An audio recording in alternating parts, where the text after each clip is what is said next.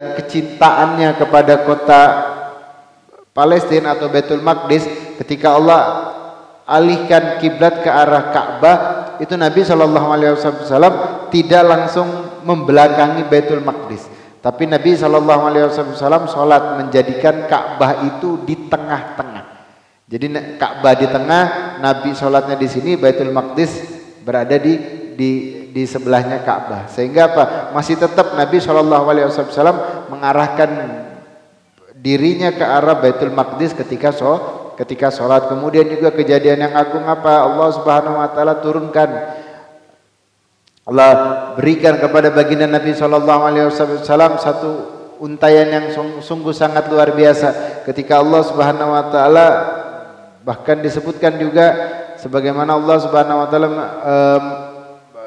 bersolawat kepada baginda Nabi SAW, dan sebagaimana dijelaskan ya, Allah Subhanahu wa taala menyebutkan innallaha wa malaikatahu shalluna 'alan nabi ya ayyuhalladzina amanu shallu 'alaihi wa sallimu taslima. Ayat ini pun Allah turunkan di bulan Sya'ban untuk kekasihnya baginda Nabi Muhammad sallallahu alaihi wasallam. Begitu di bulan Rajab kita hadir kemana-mana, peringatan Isra wal Mi'raj, dalam kandungan isi perjalanan Isra wal Mi'raj itu luar biasa semuanya. Nah, itu dikatakan perjalanan Isra wal Mi'raj yang Allah sebutkan di dalam Al-Qur'anul Karim, subhanalladzi asra bi 'abdihi lailan minal masjidil haram ilal masjidil aqsa alladzi barakna haulahu linuriyahu min ayatina innahu huwas samiul basir.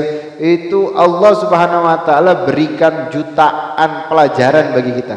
Allah berikan jutaan ilmu buat kita.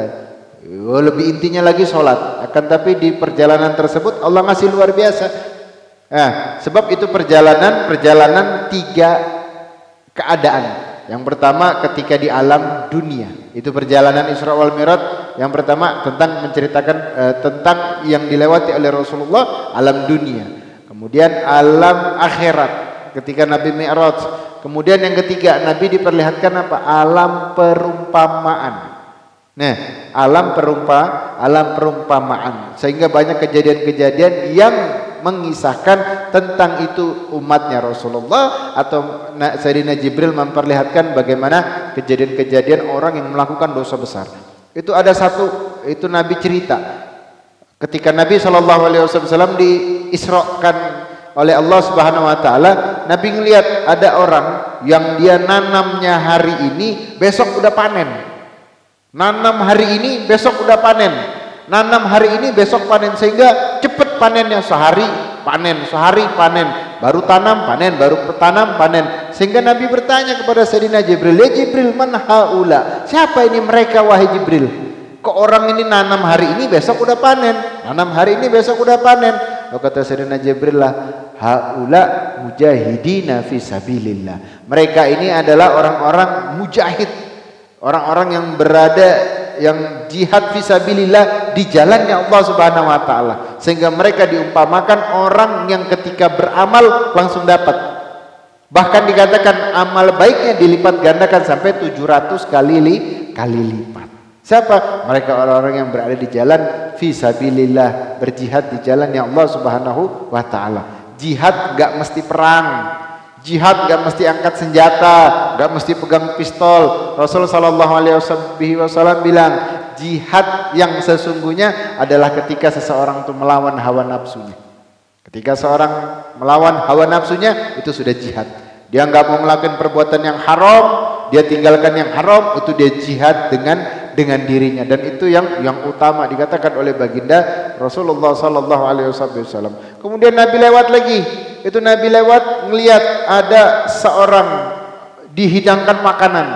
Terus ada makanan yang bagus, ada makanan yang mentah. Jadi dagingnya yang bagus, istimewa, sama daging yang mentah kemudian busuk. Itu Nabi melihat mereka ini makan daging yang busuk. Maka ditanya, "Ya Jibril, man hadhihi?" Siapa ini Jibril? Kata Nabi SAW. Kata Rasul SAW, kata Sayyidina Jibril, ini adalah orang yang mereka itu senang berbuat zina. Orang-orang yang senang berbuat zina, yang mana dia keluar dari rumahnya, meninggalkan suaminya yang halal, yang baik, datang ke tempat yang bukan pasangannya. Artinya datang ke tempat yang diharamkan, datang ke laki-laki yang bukan laki-laki yang diharamkan buat dia. Kemudian dia menginap sampai pagi.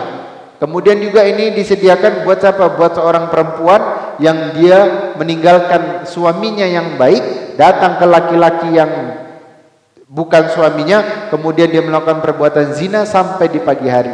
Itu diperumpamakan mereka itu mendapatkan hukuman seperti itu. Ya, apa? Makan daging yang busuk.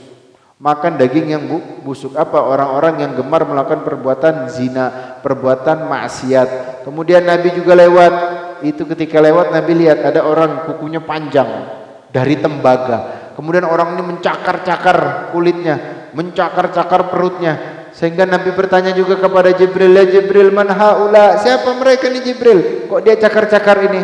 Apa kata Sayyidina Jibril? Mereka adalah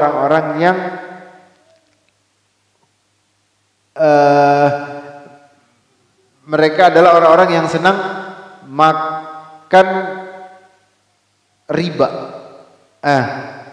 Mereka adalah orang-orang yang senang membicarakan aib saudaranya. Ya, orang-orang yang senang menggunjing, orang-orang yang senang membicarakan aib dari saudaranya atau keluarganya atau temannya sesama muslim, dia ceritakan. Orang yang senang menggunjing itu dikatakan apa? Seperti orang yang kukunya panjang dari tembaga, kemudian dia mencakar-cakar, cakar mukanya, cakar perutnya sampai hancur kulitnya. Kemudian Nabi lewat lagi. Lewat kemana? Lihat orang yang hukuman riba.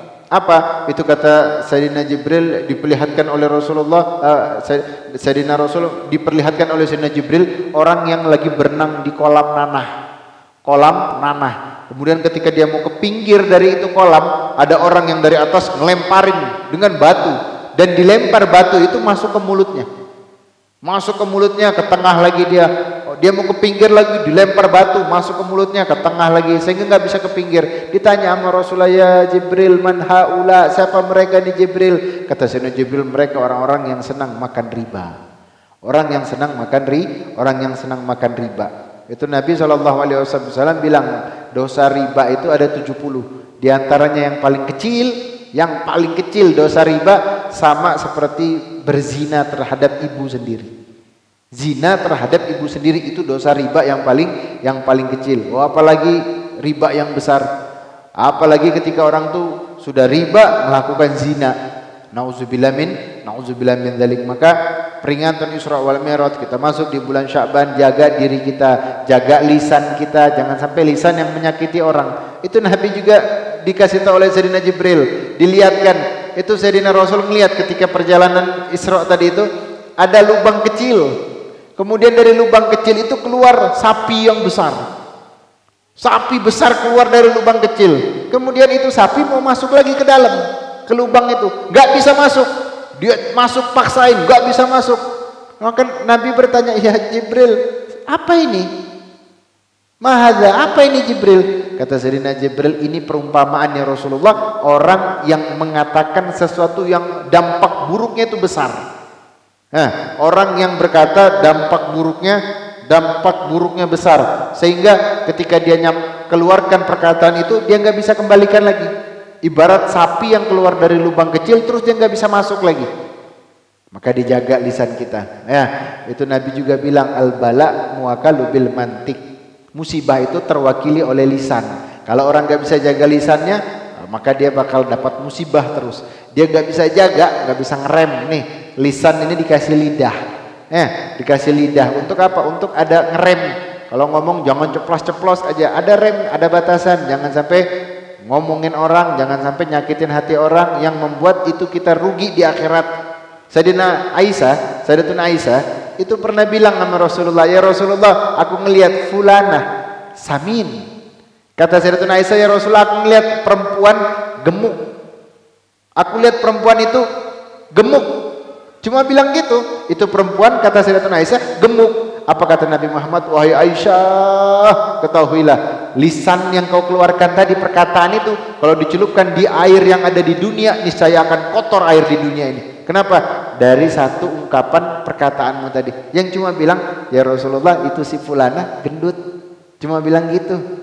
Gimana kalau dia bilang ini gemuk, hitam, bau, apa semua? Wah, parah lagi. Tapi naudzubillah min dzalik, mudah-mudahan Allah jaga lisan kita, Allah lindungi kita, Allah berkahi umur kita. Allahumma barik lana fi Sya'ban wa balikna Ramadan, dan Allah Subhanahu wa taala terima amal ibadah kita di bulan Rajab. Ya, kita minta tambahan sedikit dari Ustaz Munzir.